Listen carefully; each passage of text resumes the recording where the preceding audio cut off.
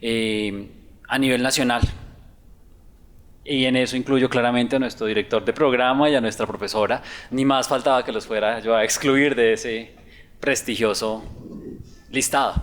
Entonces, pues algunos de ellos ya los conocen: el doctor David Torres Melgarejo, director del programa de Derecho; a la profesora Joana Rodríguez, profesora de la facultad, asesora en el consultorio jurídico. Muchos de ustedes ya han tenido clase con ella y pues empezarán ahora a continuar con sus procesos con ella.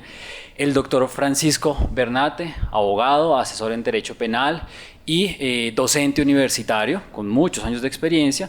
Y de manera remota, el día de hoy nos acompaña el doctor Iván Cancino, también abogado, penalista y docente universitario. Creo yo que estos espacios son una apuesta institucional, no solamente teniendo en cuenta que su origen viene de consultorio jurídico, sino que ya es una apuesta institucional de la facultad. De verdad, estamos comprometidos en que estos espacios sean para el crecimiento de ustedes, pero también nos permitan a nosotros como docentes que estamos del otro lado evaluar qué estamos haciendo en los ejercicios teóricos con ustedes, nosotros acá que nos enfrentamos a los ejercicios prácticos, y tratar de llevarles de la mejor manera a ustedes los ejercicios de consultorio jurídico y su práctica profesional, de manera tal que cuando se enfrenten ya solitos a la vida profesional, de verdad sea un ejercicio muy exitoso, en donde creo yo que el reto como docentes es que ustedes nos superen a nosotros, y esa es la expectativa que nosotros tenemos hoy aquí con ustedes. Para ello, le doy el uso de la palabra al doctor David Torres, quien moderará el espacio a partir de este momento. Gracias. Muchísimas gracias, profesor Andrés. Buenas noches a todos y a todas.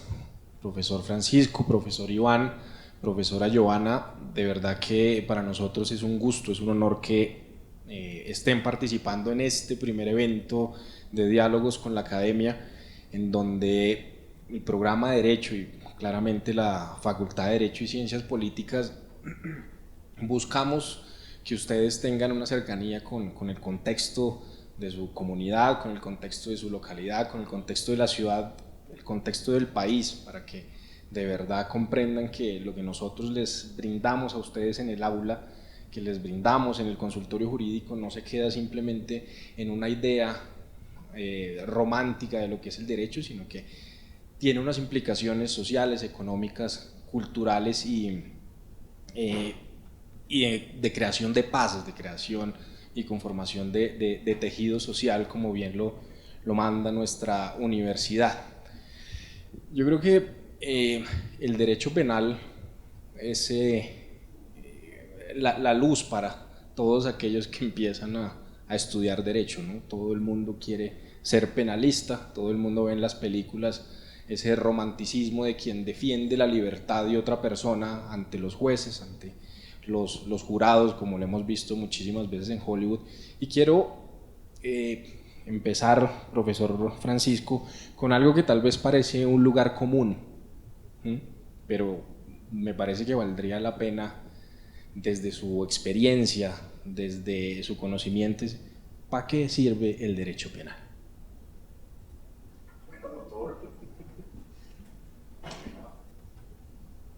Pues doctor David Torres Melgarejo, muchas gracias, honorable director de programa. Profesora Joana Rodríguez, me place muchísimo verla nuevamente. Me da mucho gusto estar nuevamente aquí en la Universidad de los Libertadores. Es un gran honor, es una universidad que quiero muchísimo, que pues destaco mucho el trabajo que hacen ustedes, que hacen las directivas de la universidad, que hacen ustedes los y las estudiantes también. Por supuesto que creo que está conectado. Un saludo muy especial para el doctor Iván Alfonso Cancino González, que igual pues nos regala un poco de su tiempo. Y a todos y a todas, muchísimas gracias por permitirme estar acá. Les reitero que siento un cariño inmenso por esta casa de estudios y pues una gratitud también muy especial por permitirme pues estar en una jornada tan importante como esta. ¿Y por qué es importante el derecho penal? O más bien, la pregunta es, bueno, ¿cómo enderezamos esta situación del derecho penal? Que como bien lo decías, pues ciertamente sí, lo dices muy bien, es la defensa de las libertades, es la defensa de los derechos, es quizás la más extrema de todas las formas de ejercer esta profesión, es la más difícil. Entonces, los retos por los que ustedes van a atravesar, y tal vez es la razón por la que hoy estoy acá, es decirles que comienzan a tener en sus manos los derechos más importantes de una persona, su derecho a la libertad, al buen nombre, pero también a que se haga justicia cuando se es víctima de un delito, que eso también lo hacemos nosotros, la representación de las víctimas. Es apasionante, es desafiante, es muy difícil, es humanamente extremadamente recargante, ¿cierto? Es muy difícil compaginar las dos cosas. Nosotros salimos, ustedes salen hoy o mañana a un mundo de ejercicio que es muy difícil. El ejercicio del derecho penal es muy difícil, no solo por el famoso dilema ético de si defender a un culpable está bien, eso es lo que es y ya está, mal o bien tiene derechos, y ustedes tienen una magnífica formación y una formación humanista que les permitirá enfrentarse a esos espacios tranquilamente. Pero más que eso, es que nos enfrentamos a personas que viven una vida muy difícil. Ser penalista es vivir una vida muy difícil. En algún momento, en noviembre 15 del 2019, Iván Cancino y este servidor, pues pensamos que era el momento de crear un colegio que luchara por nuestros derechos. Empezamos en Quillo 40 personas, 40 amigos. Hicimos una convocatoria el 15 de noviembre de 2019 y éramos 1.400 amigos y amigas. En marzo, en Barranquilla, éramos 2.000, llegó la pandemia. Hoy somos 5.200 en Colombia. Todos bajo nuestra responsabilidad en el sentido de pelear por sus derechos. Durante la pandemia, la nuestra fue una de las profesiones más afectadas, porque digamos que pues, la persecución de los delitos, los procesos, se pusieron muy difíciles, el trabajo se puso muy difícil. Con Iván y con muchas otras personas logramos recaudar para que 800 hogares de penalistas colombianos y colombianas pudieran tener un salario mínimo durante por lo menos el enclaustramiento. Hicimos 180 jornadas de capacitación gratuita para todos los abogados penalistas del país, con los mejores penalistas del mundo. Y entendimos que es una profesión muy difícil, porque recuerden ustedes que mucho antes de que llegaran las vacunas, pues empezaron a habilitar algunos espacios públicos. Y uno de los primeros espacios públicos que abrió para el público, digamos, fue la Fiscalía General de la Nación. Y en nuestra visión particular de las cosas, pues eso nos ponía en una dificultad, porque nosotros tenemos abogados, nosotros, quiero decírselo, los abogados son la única profesión que no tiene derecho a una pensión. Ustedes, salvo que coticen y sean muy juiciosos, las posibilidades de pensionarse no son muchas. Tienen que o cotizar por su lado o un poco lo que vivimos nosotros todos los días, que es tener colegas de 85 años, 93 años. Estuvimos celebrando en Sucre con el litigante más adulto del país, 96 años, y todavía cogiendo procesos, porque nunca se pensionó. Entonces, el habernos unido nos dio una vocería, nos puso a hacer interlocución, al punto que hoy este Colegio de Abogados Penalistas de Colombia es la ONG más consultada en el país. ¿Y qué hicimos? Fuimos, sacamos una cita con el fiscal general y le decimos que está haciendo una gran irresponsabilidad al obligar a los abogados a ir a la fiscalía sin condiciones de seguridad. Y lo que dijo el fiscal general es: no es mi culpa, perdóneme, yo de hecho no quería abrir. De hecho, la situación es que el mayor índice de divorcios está entre ustedes, los penalistas, y tiene toda la razón. La conflictividad familiar más intensa en tiempos de pandemia que cualquier otra profesión la tuvimos nosotros. Y por eso fueron los mismos colegas los que pidieron que abrieran los juzgados, que abrieran las fiscalías, que querían esos puntos de encuentro. Porque nuestra vida no es simplemente coger el problema y resolverlo, o que el señor se va preso, o que no se sabe quién fue el que mató a esa persona, lo que sea, sino que eso no lo llevamos a nuestra casa.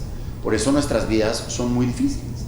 Y por eso mismo, ustedes que mañana o pasado mañana con la compañía de la doctora Joana Rodríguez van a salir a litigar por primera vez en su vida. Lo primero que les puedo decir es la gran enseñanza que nos dejó Antonio Cancino, que es tal vez el mejor litigante que ha tenido Colombia. No se dejen, ustedes tienen derechos, ustedes tienen estudios, que ningún funcionario se atreva a maltratarlos. Eso yo creo que es el logro más importante que ha tenido el Colegio de Abogados Penalistas de Colombia, el que las personas, cuando se sienten maltratadas, vienen acá, tomamos las acciones que humanamente podemos hacer y se han ganado espacios de respeto.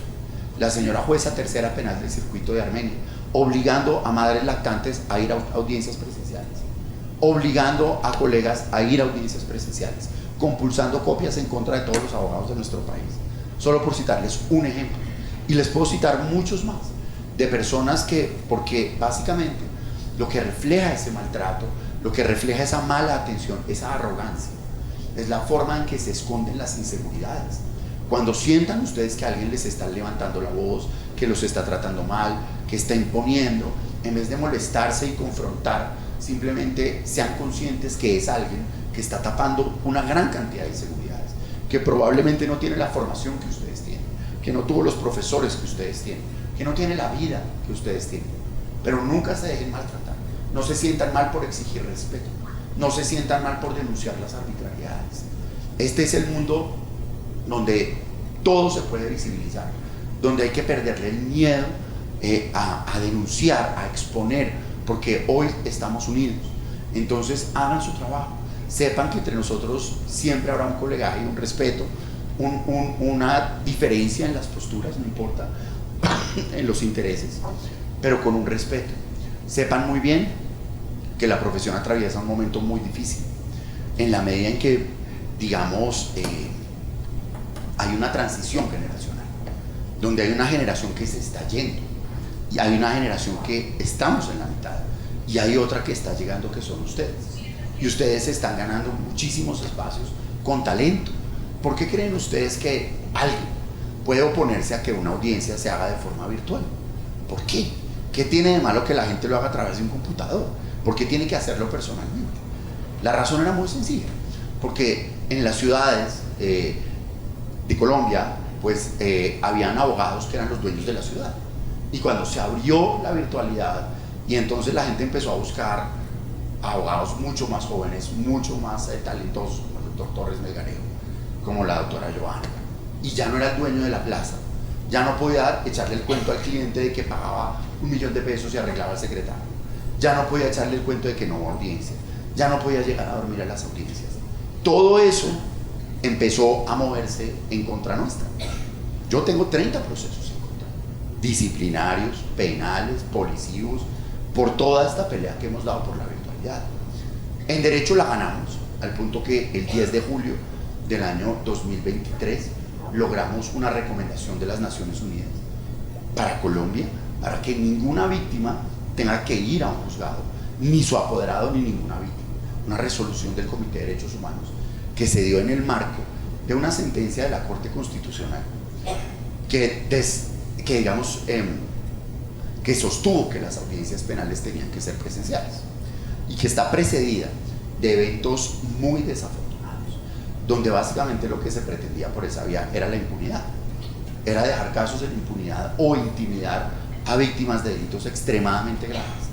Tuvimos que ir a Ginebra para denunciar eso, para evidenciar eso, y que hoy por lo menos el señor ministro de Justicia haya conformado una comisión de expertos para la reforma a la justicia y hayamos sido invitados y hayamos logrado ya los consensos, no para una reforma a la justicia cualquiera, sino que ustedes son una generación que tiene todo el derecho a exigir. Yo no creo que ustedes quieran una reforma a la justicia pues como las de siempre, que son 3 o 4 bobadas que no cambian nada.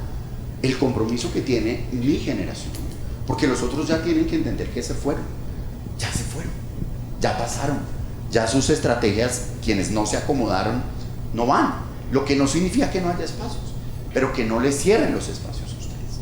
Y lo que ustedes tienen que exigirle a su país es que lo que hoy encuentran vaya a mejorar. Es una reforma que debe ser sostenible, no para empeorar. Cuando yo estudiaba consultorio jurídico hace unos años, unos buenos años, primero era el irrespeto, el absoluto temor, el miedo a no saber lo que uno estaba haciendo, el maltrato del funcionario, la arrogancia del funcionario.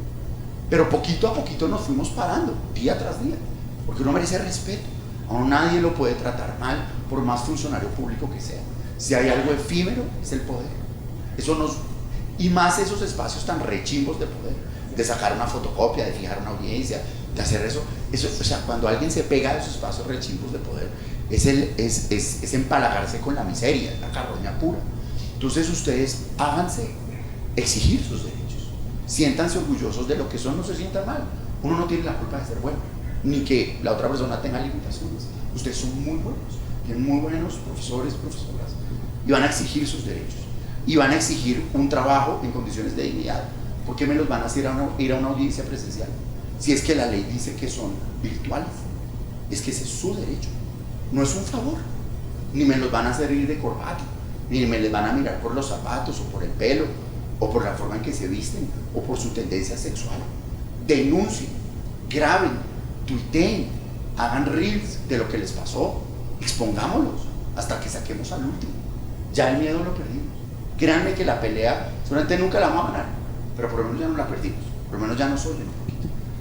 Entonces el llamado es a hacerse respetar, a que sepan que no están solos, a que sepan que es muy difícil, a que van a tener en sus manos la vida de seres humanos, a que sepan que esperamos muchísimo de ustedes y sobre todo a que exijan una mejor justicia, a que se preparen lo mejor que puedan todos los días, a que denuncien todo tipo de atropello que vean, a que jamás se hagan estudios de conveniencia, a que nunca hablen mal de los colegas.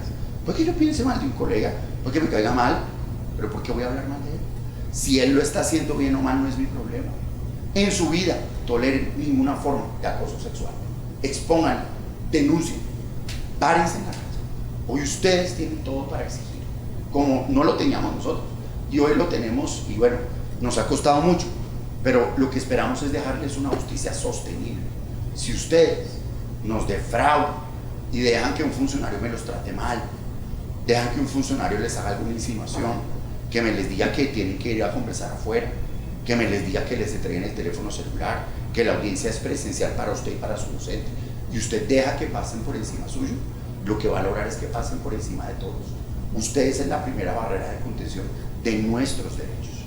Que no me los vayan a citar un sábado, que no me los vayan a citar un domingo, que respeten sus vacaciones, sus horarios, que ustedes no son en ningún caso colaboradores de la justicia, que no me los hagan ir a asumir defensas porque es que el abogado no llegó y siéntese y hágale sin prepararse.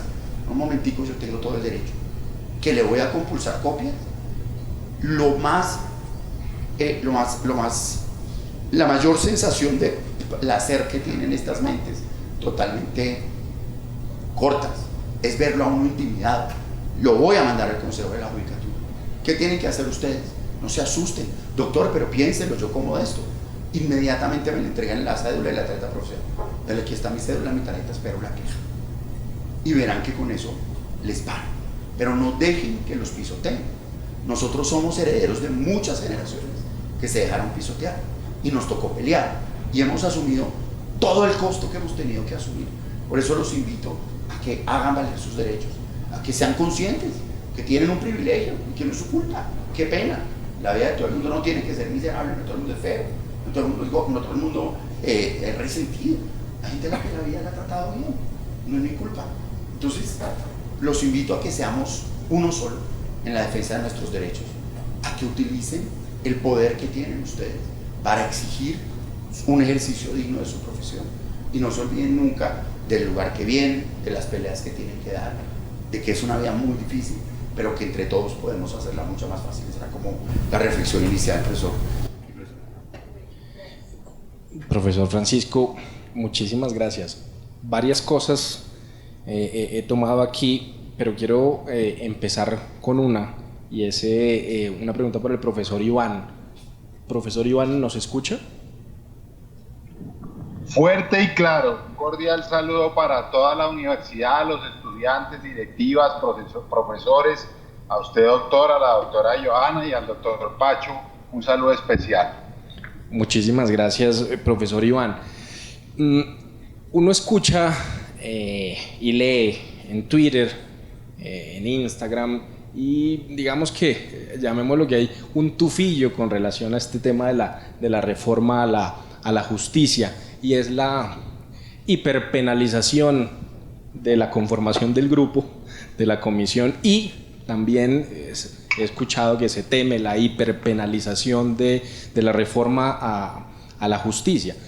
El profesor Francisco hacía una reflexión bien interesante con relación a algo que en oportunidades se toma como una soberbia de los penalistas, y es que pues, nosotros defendemos los derechos más importantes de las personas, su libertad, su dignidad humana. Pero quisiera preguntarle, ¿qué cree que necesita la justicia colombiana? Hablemoslo desde la dogmática, desde el procedimiento, desde estos saberes. ¿Qué cree usted que necesita los consultorios jurídicos, los jueces, nosotros los litigantes, los profesores, frente al nuevo contexto que hay aquí en Latinoamérica en los últimos 25 años? Bueno, lo primero es que nunca dejen de creer en las garantías, independientemente del rol que ocupen en la administración de justicia. Es decir, uno es idealista cuando es estudiante, defiende las libertades, defiende el patrimonio, defiende muchas cosas, pero cuando entra a un cargo, como que entra en la dinámica de la fiscalía, de la procuraduría, que básicamente son lo mismo, son acusadores ambos, y va perdiendo como el norte de lo que es un proceso penal y de la dignidad que hay que respetar y de las garantías. Yo creo que el mensaje principal que quiero dejarles es que no se les olvide nunca que el proceso penal es defensa de garantías para las víctimas, para los procesados, y siempre hay que considerar a toda persona inocente, no variar esa carga de la prueba. Eso es lo primero y lo más importante. Lo segundo, pues Pacho ya lo dijo mucho, hacerse respetar. A nosotros ahora nos han hecho una guerra muy fuerte, seguramente va a tener soldados caídos como todas las causas y las defensas, pero lo importante no es criticar al soldado caído, sino recuperar su lucha y seguir adelante, porque obviamente que hay muchas personas interesadas en doblegar, en arrodillar al abogado litigante. No les ha gustado mucho las posiciones fuertes y todo lo que hemos logrado uniéndonos. Cuando fundamos el colegio, la frase mía como presidente de la asamblea fundadora fue: o nos unimos o nos jodemos, y sigo manteniéndola vigente, que la unión es importante y el trabajo en equipo para la defensa de los intereses, para la defensa del derecho penal sigue siendo muy clara. Y lo tercero, para ir al foco de su pregunta, también entender que el derecho penal no es la solución a ninguno de los problemas de un país. Cuando hay un país con penas altas, con tantos delitos, es un país fracasado, es un país que no está ni siquiera en evolución. Los países que han tenido éxito son aquellos que tienen pocos delitos, pocas penas, y que son fuertes en políticas públicas de familia, de educación, de salud. Yo creo que ese es el mensaje que para mí es importante dejarles hoy a ustedes, así como de una manera genérica, para que lo vayan profundizando, profesor. Profesor Iván, muchísimas gracias. Esto que el profesor Iván y que el profesor Francisco han dicho me hace acordar un reel de Instagram en el que salía el alcalde Galán hablando de los grandes problemas que había en Bogotá, y como siempre hacía alusión a la seguridad, ¿no? Entonces, este tema de la seguridad yo creo que alimenta todos estos discursos de odio, todos estos discursos xenófobos relacionados con la sociedad del peligro.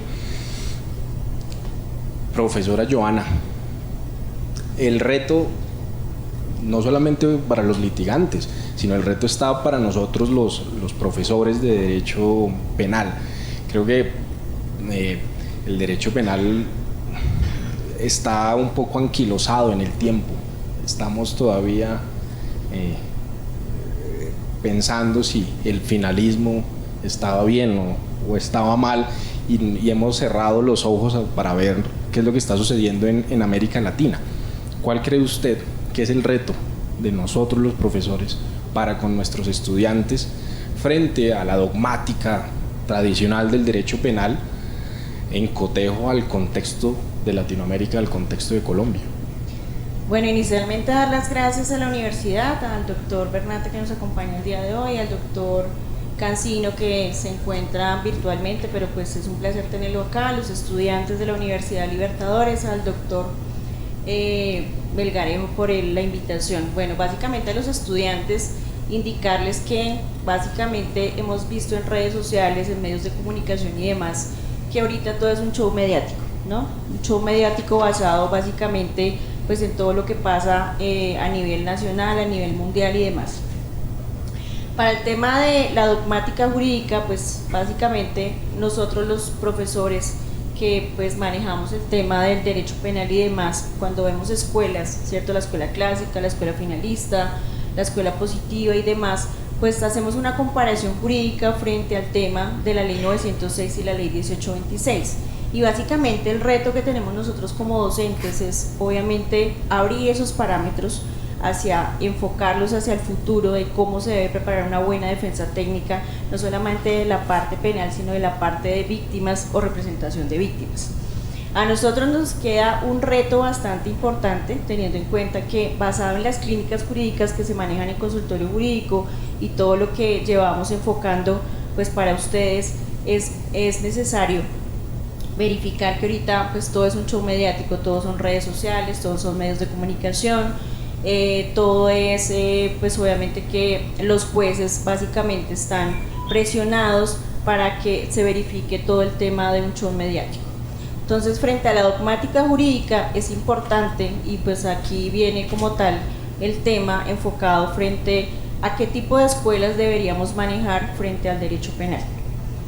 Es importante pues básicamente para la academia y para todos los profesores del consultorio jurídico y de la academia poder enfocarlos a ustedes en preparar buenas defensas técnicas en frente a las garantías procesales que decía el doctor Cancino y obviamente lo que manejaba el doctor Bernat, teniendo en cuenta que pues si somos bien estudiantes de consultorio jurídico o estudiantes que están representados frente a la academia, pero eso no quiere decir que no podamos pues enfrentarnos a un proceso penal, bien sea en la parte jurídica, en la parte dogmática o en la preparación de las diferentes audiencias que se manejan, que son traslados de escrito de acusación, acusación o juicio oral.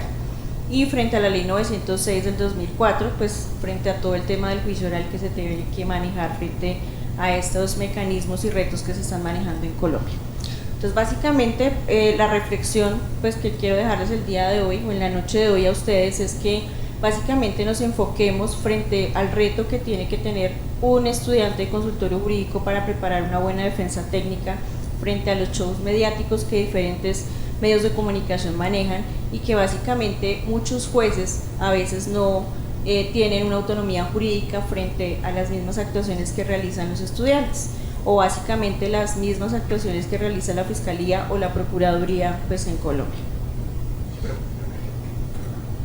Es muy importante eso que tú dices. Todo lo que dices es realmente muy importante. ¿Por qué? Porque imagínense que hasta hace muy poquito, pues los entes de control se encargaban a través de las ruedas de prensa, todo eso, de presentar una visión de un proceso. Y nosotros no teníamos la posibilidad de ser oídos en igual sentido. Hoy cada uno de ustedes tiene un espacio bellísimo, que son sus redes sociales.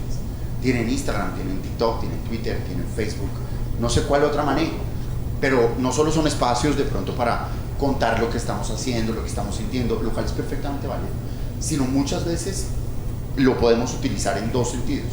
Primero, cuando se trata de un asunto de connotación, pues también es la forma de presentar la otra visión, ¿no es cierto? Cancino es un maestro en eso, en asumir casos imposibles, que todo el mundo dice, eso está perdido, y Iván desde las redes sociales plantea la otra posición y por lo menos va a garantizar un poco más de equilibrio, pero así, y se lleva los golpes que se lleva, que para eso se necesita también mucha fuerza y mucho talante. Pero en segundo lugar, lo que hacen las redes sociales es también nos da una herramienta para capacitar al ciudadano. Recuerden que en plena pandemia se profirió la ley que establecía la prisión perpetua para violadores de niños, en medio de un consenso impresionante. Todos estaban de acuerdo en eso, y oponerse a eso en términos de la sociedad era básicamente alinearse con los violadores de los niños. Y cuando pusimos la demanda de inconstitucionalidad contra la prisión perpetua, tuvo un impacto muy fuerte sobre mí particularmente, en la medida en que la gente en la calle pues creía que yo era un violador de niños más. pero básicamente a través de las redes sociales, pues logramos hacer énfasis en que no se trata de favorecer a un violador, sino que son derechos, que son garantías, que esas penas no sirven para nada, que al contrario. Entonces ustedes pueden utilizar las redes sociales para equilibrar a la opinión pública. Y así como ese puede ser, y se los digo hoy, se los digo de una vez, puede ser su mejor aliado, un perfil objetivo, que informa, que da puntos de vista, les va a servir muchísimo. ¿Cuántos abogados hoy en día trabajan con una tarjeta de presentación? Ninguno. ¿Cómo se hacen conocer los abogados de hoy? Pues van a las audiencias, las suben a YouTube, hacen un muy buen trabajo. Hay un canal que se llama Focus Noticias, ya tiene más de 102.000 suscriptores, hasta 450.000 personas viendo una audiencia en directo. Ahí es donde lo van a ver, ahí es donde los van a querer llamar, ahí es donde los van a contratar. Son muchos los casos que llegan a Cancino o a cualquiera por sus publicaciones en redes sociales, por los comentarios que hace. Todo llega hoy por ahí.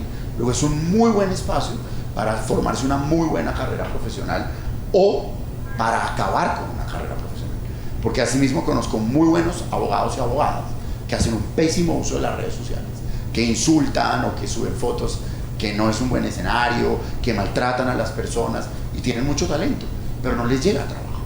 ¿Por qué? Porque eso genera prevenciones. Entonces, desde ya, mi recomendación es, y es muy chévere, hay muchísimos tutoriales en YouTube, hay muchísimos tutoriales en muchos espacios para hacer un buen manejo de redes sociales.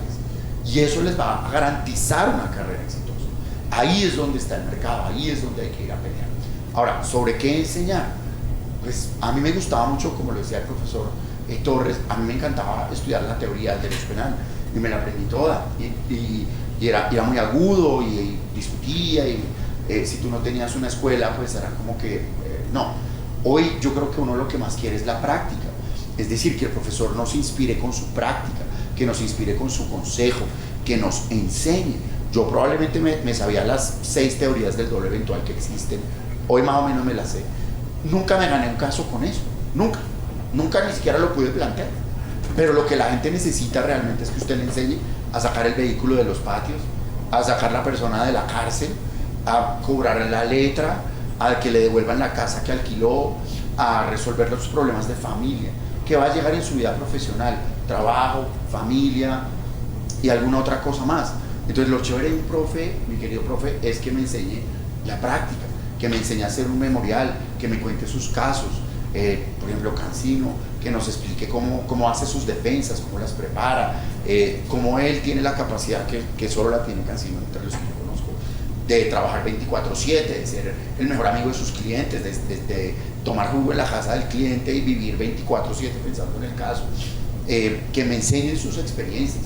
Por eso sí creo que podemos empezar desde ya a cuestionar cómo nos evalúan, por ejemplo, a nosotros a través de publicaciones en revistas indexadas que nadie lee. Yo una vez, porque me obligaron a publicar en una, decimos, voy a comprar eso, voy a ver cómo es. Y realmente era una revista insostenible, donde los artículos eran de hace 3, 4 años, ninguno era nada interesante, ninguno me aportó nada. Pero yo sí te puedo decir que he leído columnas de ámbito jurídico que son las de Wanda Fernández, por ejemplo, que he leído tweets de Carlos Andrés Guzmán o de Cancino o de Carlos Andrés Gómez, que realmente nos enseñan mucho, o tutoriales de YouTube. Entonces yo sí creo que hay que reevaluar y hay que exigirle al profesor pues que lo teórico se quede en lo teórico, está bien, pero que nos enseñe con el currículo oculto, es decir, que sea una persona decente, que sea correcta, que sea buena, que se esfuerce, que prepare sus clases, pero sobre todo que me enseñe la práctica. Yo sí era muy rígido en eso. Si tú no sabías diferenciar el funcionalismo radical del moderado, yo al minuto decía, este tiene ni idea de nada, pero la vida me puso Antonio Cancino, me puso a Carlos Mejía, que me decían, pero es que eso no cambia nada. O sea, realmente es cómo resuelves un caso. Y eso es lo que hay que exigirle al profesor.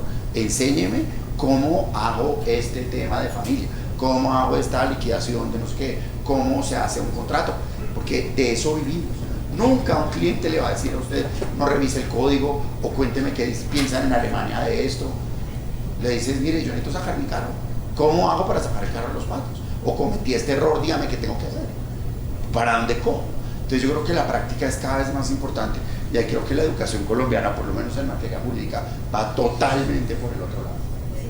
Totalmente de acuerdo con usted, profesor Francisco, pero mire, acá de verdad que estamos totalmente convencidos que la práctica es muy importante, pero nos estamos enfrentando a examen de habilitación. Entonces, en las discusiones y en las reuniones que hemos tenido con Consejo Superior de la Judicatura y con los grandes sabios de la educación jurídica colombiana, la sensación con la que nos quedamos es que no va a ser un escenario práctico, sino que va a ser un escenario en donde les van a preguntar a ustedes, donde les van a preguntar a los abogados que van a hacer este examen, cosas teóricas. Entonces, profesor Iván, yo quisiera que desde su experiencia, pues yo creo que aquí todos y todas ya lo hemos visto en redes sociales, con su TikTok, en su Instagram, y por supuesto el impacto que tiene usted como defensor en estos casos de alto impacto. Entonces, profesor Francisco decía, sí, tenemos que enseñarles el qué hacer, pero nos enfrentamos también a escenarios o a estadios como los preparatorios, a escenarios como el Saber Pro y a escenarios también como el examen habilitante, en donde nos piden no práctica, sino nos piden teoría. Entonces, desde su experiencia como litigante y también como profesor, ¿usted qué les enseña a sus alumnos? Claro, eso es muy importante, porque el otro consejo es: yo vivo, sueño y me divierto con el derecho penal. Tengo la fortuna de ejercer la profesión en lo que me gusta, me divierte, y creo que tengo algunas aptitudes para ello. Luego, los estudiantes tienen que entender que tienen que tratar de buscar la rama del derecho que les guste, que los entretenga, pero sobre todo en la que sean buenos. Eso lo digo porque la vida es un constante aprendizaje. Uno, claro, tiene que leer, tiene que buscar el derecho laboral, penal, civil, administrativo en cada película que vean, en cada libro, en cada canción. Yo estoy bailando una salsa y estoy buscándole el tema del derecho penal. Estoy viendo una escultura y estoy buscando el derecho penal. Estoy leyéndole un cuento a mi hija y estoy pensando en derecho penal. Así que lo puede hacer en un mundo muy divertido. Entonces, claro, uno tiene que ser culto en la vida y en el derecho, pero hoy en día una de las aptitudes más importantes es saber buscar. Es absolutamente tonto enseñar de memoria, eso realmente tiene que estar afuera. Y cuando le digo que usted tiene que saber buscar, es que a nosotros nos tocaba en el libro gordo de Petete o en la enciclopedia Salvat ir y buscarla. Hoy usted en milésimas de segundos en un buscador puede tener la respuesta, la jurisprudencia y el libro al alcance de la mano. El maestro Bernal Cuellar decía algo que usted decía, del doctor Bernal te recogía: a mí jamás me han decomisado un libro o un código a la entrada de un juzgado. Luego, plantear un examen de conocimiento sobre la memoria me parece absurdo. Si usted va a plantear un examen de respuestas de memoria, usted no está educando a abogados, sino está buscando campeones de memorización. Y cuando usted lo que hace es memorizar, pues usted no va a ser un buen abogado. Entonces, si quiere, usted ponga preguntas de teorías, de definiciones, pero permita buscar, permita que las personas acudan a los libros, a sus apuntes. Pero si usted quiere un abogado de verdad que le vaya a servir al país, enséñelo a pensar. Y termino con esta reflexión que también decía mi padre: cuando a usted le llegue un negocio a su oficina, bien sea como litigante o como fiscal o como juez, la primera solución la tiene que buscar en su cabeza y en su corazón. Y mi padre decía: encuéntrela después de haber estudiado, obviamente, de ser culto, en su cabeza y en su corazón, que yo le prometo que después usted va a encontrar el sustento en un libro o en una jurisprudencia. Pero enseñar al alumno a pegarse a los libros y a la jurisprudencia primero significa que cada vez que cambian la jurisprudencia o el código le derogan los conocimientos. Entonces estamos muy lejos de garantizarle al país un servicio de justicia realmente acorde al mundo moderno, que es lejos de la memoria y más cerca a las soluciones prácticas y al uso del conocimiento de la razón y del alma que tiene que poner un abogado en la resolución de un conflicto. Muchísimas gracias, profesor Iván. Profesora Johanna, esto me suscita una reflexión. Quiere entonces decir que tanto el contexto de la sociedad, que incluso el afán de los operadores judiciales nos está llevando a que nos volvamos simples operadores de la norma, simples aplicadores de norma, o sea, que olvidemos todo lo demás y que nos centremos en la interpretación cualesquiera que ustedes decidan utilizar. Bueno, básicamente, referente al tema, ahí toca revisar cómo las universidades estamos enseñando el derecho penal. Porque básicamente entro y les cuento básicamente a los estudiantes que he tenido acá en mis clases, pues básicamente yo siempre realizo casuística, o sea, les explico las etapas procesales, pero siempre los llevo a un mismo sitio. ¿Y cuál es el mismo sitio? Siempre tienen que solucionar casos en concreto. Y los casos en concreto es formular una pregunta-problema y basado en eso les digo, bueno, soluciónenlo. ¿Cuál sería la solución más correcta? Digamos, de formas anticipadas, terminación del proceso, cómo negociaría usted con el fiscal, cómo prepararía usted la audiencia. Y respecto a las prácticas jurídicas que se hacen en la sala de audiencias que tenemos acá en la universidad, hacer simulaciones de audiencia es supremamente importante para los estudiantes. Primero, para que tengan el tema de oralidad. Segundo, para que sepan cómo se maneja la dinámica del proceso penal. Y tercero, no solamente para que cojan el código y reciten la norma. Artículo 103, el que matare a otro incurrirá en pena de prisión de 13 a 25 años, hagan el tema de la dosificación penal y demás. No, chicos, a eso no es la invitación. La invitación es que ustedes se les presenta un caso y ustedes desde la parte jurídica puedan solucionar el caso. Y así va a pasar en las diferentes audiencias que ustedes manejan dentro del consultorio jurídico y en su vida profesional.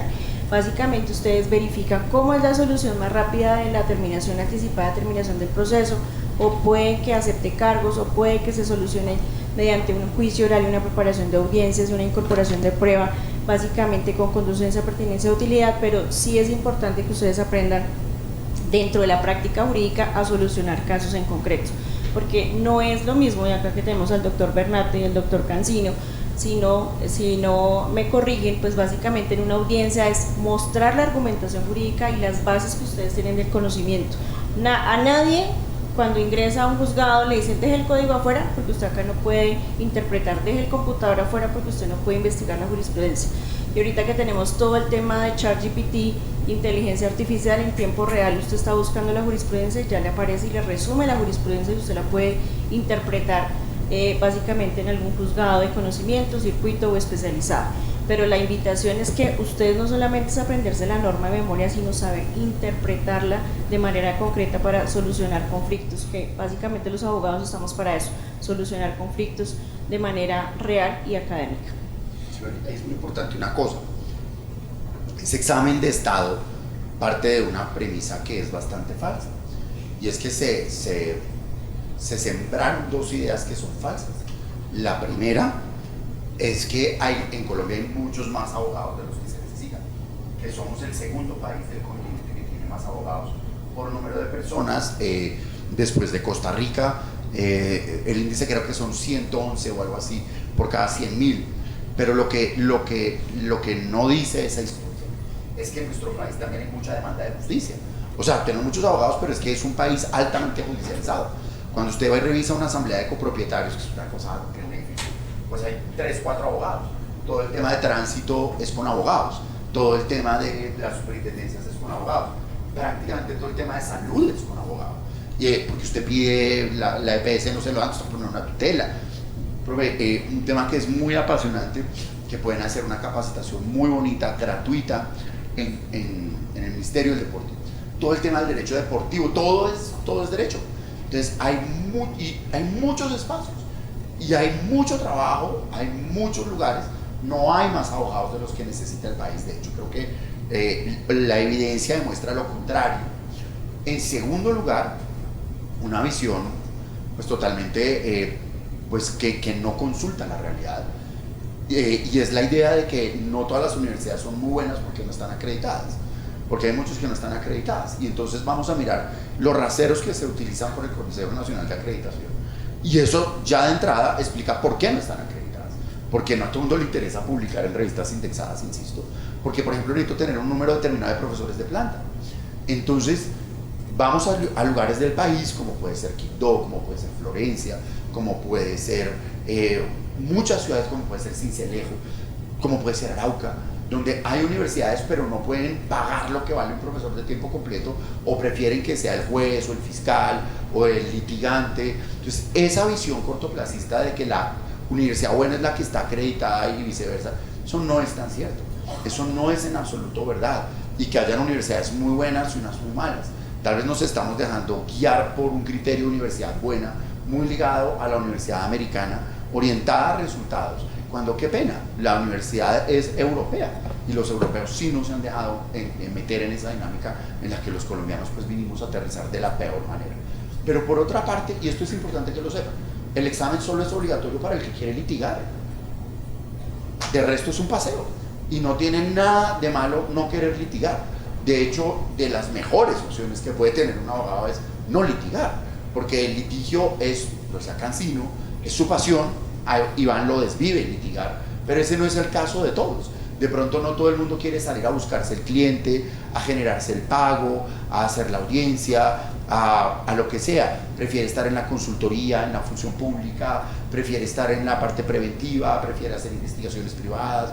Hoy el derecho tiene tantos escenarios tan bonitos que el examen de Estado no debe ser una medición de nada. Lo que me preocupa, y es donde tenemos que abrir los ojos desde hoy, es que esos resultados que se vuelvan lo que en su momento trató de hacerse con el ECADES, que era un ranking más, y eso llevó a la trampa, a universidades que mandaron profesores a presentar el ECADES, a universidades que eximían de no sé qué cosas a los estudiantes que pasaban el ECADES, a incapacitar a los vagos. Todo eso pasó y todo eso lo denunciaron. Entonces no le pierdan cuidado a eso, que lo hagan, y uno se lo toma tranquilamente. Y si uno ya tiene claro que por lo pronto no quiero litigar, que no quiero tener esa tarjeta profesional, no pasa nada. Y más bien sí que estemos muy atentos, porque lo que se va a venir detrás de eso es un discurso de discriminación frente a ciertas universidades sobre la base de que todos aquí pasan y no sé qué, y detrás viene todo eso lleno de trampa. Esas mismas universidades que lideran todos esos rankings y toda esa belleza, llegan a la Corte Constitucional a vender los fallos. Entonces yo sí prefiero venir de una universidad de cualquier otra, pero no que tenga yo una magistrada vendiendo fallos. Sí, digamos que nosotros hemos tenido muchísimas discusiones con el decano y con la comunidad académica con relación a este tema, y es como el gobierno nos está tirando,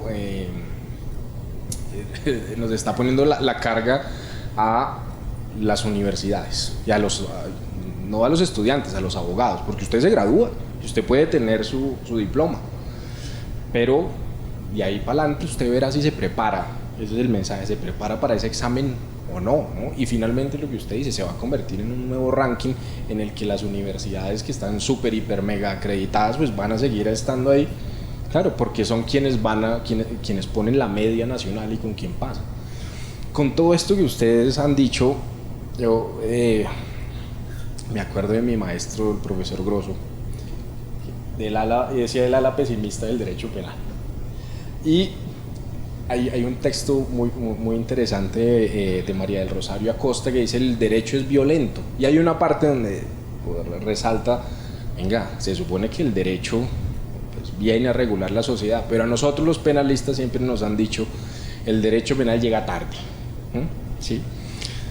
Yo creo que es porque el derecho, más bien la realidad siempre supera al derecho, supera a la norma, por supuesto, y estas dinámicas en redes sociales, estas dinámicas en el litigio, incluso estas dinámicas de enseñar o de la pedagogía del derecho, de la pedagogía del derecho penal, no nos estarán indicando que es hora, me aventuro aquí tal vez con alguna barbaridad, de cambiar nuestro sistema normativo en general, no solamente el sistema penal. ¿Qué dice usted, doctor Francisco? Profe, como quiera. Yo creo que Pues yo creo que sí, porque es muy complicado. Es decir, tener que hacer un trámite para pues, lo de hacer los cursos del pase, que le levanten el comparendo, que eso tenga toda una ciencia jurídica y 1500 decretos, resoluciones. Sí, yo sí creo que puede haber una revolución jurídica sencilla en el sentido de simplificar, ¿no? En el sentido de simplificar, de aprovechar las tecnologías de la información, pero sería muy bonito que algún día pudiéramos tener eso. Creo que nunca se va a dar por nuestra cultura, pero por ejemplo en el mundo británico hay una regla que es muy clara, y es que el derecho tiene que ir exactamente igual que la costumbre. Así la costumbre sea absurda, pero si esa es la costumbre, pues sigámosla de manera que sea mucho más fácil cumplir la regla. Nosotros tenemos un sistema legal muy sofisticado que es producto de que muchas veces a los congresistas los juzgamos por el número de leyes que presentan, ¿ves? Entonces un congresista, con tal de no quedar mal con el país, presenta 20, 30 proyectos de ley al año y está mostrando gestión. El problema es que se los aprueban, y el problema es que, por ejemplo, un código de procedimiento penal que ha sido reformado 40 veces, un penal que ha sido reformado 75 veces, las leyes vigentes cuando uno entra en la carrera, solo el 10% van a estar vigentes cuando termina la carrera. Ni qué decir de la jurisprudencia, pues que ahí sí es toda la vida peor. Entonces, hoy la tecnología nos permite, lo que tú decías, un ChatGPT simplifica, pero nos permite también mostrar esa falencia argumentativa de que digamos, en el país no se hacía buen derecho o no se hace buen derecho. Hoy ustedes ven las audiencias en toda Colombia y los jueces lo hacen muy bien, los fiscales lo hacen muy bien, los magistrados de los tribunales lo hacen muy bien, la Corte Suprema de Justicia lo hace muy bien. Salimos de Colombia y nos sentimos muy orgullosos de ver que nuestro sistema legal es un sistema muy respetado, que tenemos una cultura de la legalidad, que tenemos una cultura de la institucionalidad. Eso habla muy bien de nosotros como país. Obviamente hay que simplificarlo, pero también tienes otros retos. Toda la parte de tecnología, mercadeo, redes sociales, inteligencia artificial, demanda una reglamentación, seguramente de otra forma. Los tribunales privados, todo eso que se está hablando hoy tan moderno, el enfoque de género, los derechos de los animales, la sostenibilidad. A mí todo eso me parece fascinante y creo que hay espacios de regulación y de sobreespecialidad, que a eso no nos tocó a nosotros, porque pues a ti de pronto sí, pero pues yo en mi época era penal y ya, pero hoy ya es como penal pero corporativo. Cancino y yo, pues Cancino mucho más que yo, pero es penal, pero ya se van enfocando cada vez en más cositas más puntuales. Y hoy existen muchísimos derechos: el derecho deportivo, el derecho del consumo, el derecho de los alimentos, el derecho del género, el derecho de la libertad de expresión. Hoy hay mucho por hacer, entonces es un momento muy bello, muy bonito, y lo que vemos es una generación que se resiste a irse, tratando de cuestionar eso. Por eso ustedes ven esos ataques tan feroces a los derechos de los animales, que prácticamente se burlan de que uno diga eso, los ataques brutales al enfoque de género. Cuando planteamos enfoque de género, entonces salen comentarios de 3 pesos siempre, porque es simplemente una generación que se resiste a irse con sus prácticas machistas, clientelistas, todo eso. Es una generación que no quiere soltar muy fácil sus conquistas frente a ustedes, que claramente los han recibido. La misma. Pues nada, que tenemos un reto importante de cambio frente al tema de pues de todo lo que está pasando frente al derecho penal. O sea, yo creo que soy del contemporáneo del doctor David, y pues básicamente a nosotros nos enseñaban a punta de códigos, pero a mí sí me tocaba recitar la norma. En cambio ustedes ahorita uno les enseña y les dice, bueno, hagamos casuística, hagamos audiencias simuladas, revisemos casos específicos, casos de connotación nacional, que pues básicamente podamos verificar, digamos, dentro del procedimiento qué falencias tienen y demás. Pero ahorita la invitación es que ustedes, pues, en manos de ustedes está, pues, básicamente el derecho penal también. ¿Por qué? Porque hay muchos abogados que inician la carrera como tal y dicen, no, yo quiero esperar que me llegue la profesora de penal o el profesor de penal a que me enseñe. Y es una pasión. Pero cuando van a salir a litigar, dicen, no, yo no quiero litigar. No quiero litigar porque me amenazan todo el tiempo que la tarjeta profesional, que el proceso disciplinario, que me van a compulsar copias. Entonces no quiero. Y obviamente si usted no lo saca de la cárcel, pues ahí le mandan el de la moto, así de sencillo. Entonces hay muchas opciones. Entonces usted dice, no, el derecho penal es muy bonito, es apasionante, pero para litigar no quiero litigar. Mira, ya hay una estudiante que me dice, claro que sí, no quiero litigar. Entonces básicamente frente al tema del examen de estado es prepárese, prepárense porque igual la universidad yo creo que va a empezar a hacer capacitaciones frente a los exámenes de estado. Ya estoy haciendo la promoción, mejor dicho, porque básicamente la intención de la universidad, y yo creo que de todas las universidades a nivel nacional, es que básicamente nuestros estudiantes de los Libertadores, del Rosario, bueno, de otras universidades, pues salgan y pasen su examen, ¿sí? Porque pues eso es lo que todos quieren, que todos tengan su tarjeta profesional y puedan en algún momento litigar o no litigar, pero ejercer el derecho como tal. Entonces, pues la invitación es a prepararse, a estudiar, a leer, ¿sí? Específicamente a resultar casos en concreto, pregunten, indaguen, porque para eso también están los profesores. Y básicamente pues la invitación es esa. El consultorio jurídico tiene una experiencia, mejor dicho, básicamente tienen de cara a los jueces y a los fiscales, ustedes deben aprender eso, y básicamente les van a entregar casos para que puedan resolver, y eso va a ser el examen, porque pues yo ya estuve indagando por ahí y puede ser pura casuística. Entonces, si ustedes no saben realizar el trámite de cómo sacar la moto, cómo sacar el pase, todo ese tema es eso, básicamente resolver problemas jurídicos, y eso es lo que nos dedicamos nosotros como abogados. Muchísimas gracias, profesora Johanna, muchas gracias, profesor Iván, profesor Francisco. Voy a cerrar este evento con una pregunta y con un mensaje también de su parte, y es, bueno, han hablado todos ustedes de la importancia que tiene entender la práctica, de revisar el contexto, y el doctor Francisco decía algo muy interesante, y es como, venga, el enfoque diferencial, ¿sí?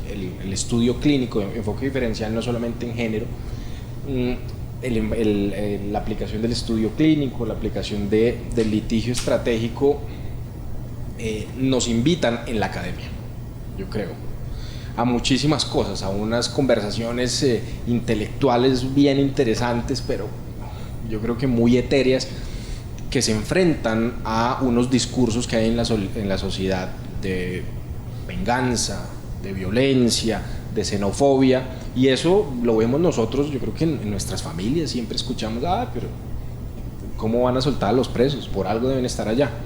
Pero es que todo es culpa de los venezolanos, ¿sí? Hay un interiorizado, un estereotipo y un discurso supremamente violento y supremamente contradictorio con la organización o con el sistema jurídico que nosotros tenemos, ¿no? Entonces, por un lado el derecho, por un lado la norma, por un lado la jurisprudencia, pero la realidad por otro lado. Entonces, ¿será que debemos seguir nosotros resolviendo problemas simplemente apoyados en la norma? ¿O cómo hacemos? ¿Cuál sería el reto de litigantes, operadores?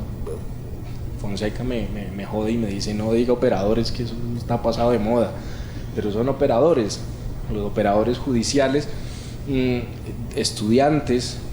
¿Cuál es el reto? Y profesores, claramente, ¿cuál es el reto que tenemos entonces para amistar el contexto, los enfoques diferenciales, el estudio clínico, la práctica con la teoría? ¿Qué debemos hacer nosotros? Y pues, claro, el mensaje para cerrar aquí.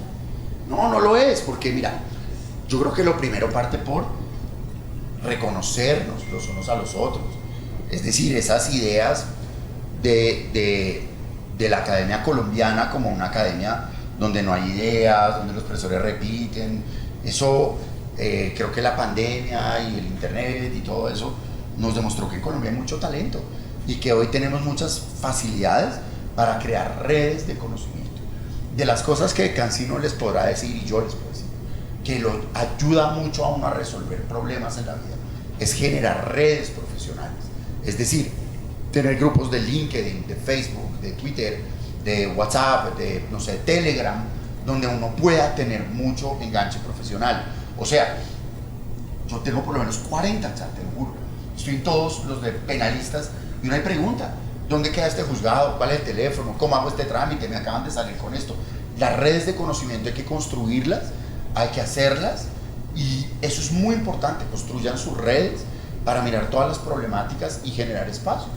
En segundo lugar, cuando vean un asunto en la televisión o en lo que sea, lo que tú dices, y hasta uno lo siente, ¿para qué? Pero sí, ese violador, ¿por qué lo sacaron? O ese agresor, ¿por qué está en la calle? El reto que tenemos, y les insisto en eso, es cuando vemos que eso pasa, es humano, entiendan. Lo que tenemos que hacer es, no me importa si tengo 5, 10 o 100 seguidores, tengo que hacer un reel de Instagram donde pongo un hashtag y explico qué es lo que está pasando. El otro día aquí hubo un escándalo porque cogieron una banda de 25 extorsionistas en Bogotá y no hubo juez, así de fácil, de manera que los 25 quedaron libres. Pues nada, hay que explicarle a la gente que eso pasa porque los jueces estaban contando votos. ¿Qué hacemos?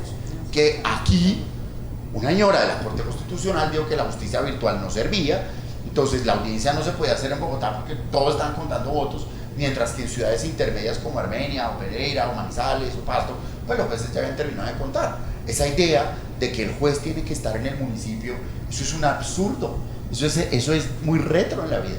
O sea, díganme ustedes cómo alguien desde Bogotá puede pedirle a la señora juez Bacrim que por favor viva en el Catatumbo con los mismos grupos criminales a los que encarcela. Y como es una señora valiente, entonces las pusieron en su dignidad como mujer y en su dignidad como ser humano, diciendo que grababa videos y fotos en su intimidad, y con eso la intimidaron y la judicializaron, la suspendieron, no pudieron, la grabaron en la cama, no pueden y siguen. Entonces ese es el punto acá, chicos, y es cómo nosotros tratamos de concientizar a la gente, de hacer un diálogo, pero sobre todo de el ejemplo. Tú hablas de Grosso, tú hablas de Javier Fonseca, estás tú, y son todas personas que tienen una vida privada también muy correcta. Si hay algo que les dicen los abogados es cuando de vez en vez un colega vaya a hacer una embarrada porque se emborrachó, porque le pegó a la mujer, porque le cogieron sobornando, porque lo cogieron comprando testigos, eso no puede pasar. Lo primero que ustedes tienen que saber es que ser abogado, y qué pena decir, no sé si casi no todavía está ahí, pero pues cuántos escándalos mediáticos han visto ustedes. Hola Ponchito, un escándalo de un abogado que cobre cheques o de un abogado que tramite no sé qué cosas, a los que les dan es a los penalistas. Iván, tú y yo, pues tenemos vidas privadas muy cortitas. Cualquier salida en falso se multiplica en 3 minutos. Se lo puede decir Iván, se lo puede decir yo, lo puedes decir tú. Entonces uno tiene que guardar una vida muy recta. Si va al estadio, pues no va a gritar a nadie, ni va a insultar a nadie. Si está en la discoteca, no va a emborrachar y se va a quedar ahí. Si se va a emborrachar, pues dejen los celulares todos ahí, porque la gente es perversa, la gente es mala. Entonces lo ven a usted borracho, ahí ve, yo te grabo, no sé qué, lo subieron a redes, y usted no sabe qué tiene la vida para usted. Usted no sabe si mañana usted va a ser el fiscal general de la nación, probablemente aquí está, o la fiscal general de la nación. Y seguramente lo que va a hacer toda esa, la forma en que se compite en Colombia, pues es eso, le tengo esto, le tengo este video, le tengo este chat, le tengo esta salida en falso. Entonces uno tiene que ser muy reservado, no hablar mal de nadie, no confrontar con nadie, tener una vida privada lo más tranquila que pueda, y si se va pues como cualquier persona tiene derecho a hacer lo que quiera, hágalo en privado con gente de su entera confianza. A Iván y a mí nos han puesto 10 millones de trampas, reuniones, tomémonos un tinto, es un amigo, te va recomendado para grabarnos, para tomarnos una foto, para extorsionarnos. Nos ha pasado a los dos, por eso tal vez hoy cada uno vive una vida tan reservada y de alguna forma tan, pues como tan cerrada. Mira que pues, a uno lo lleva la vida a eso, y es a tomarse sus propios límites y sus propios problemas muy en serio.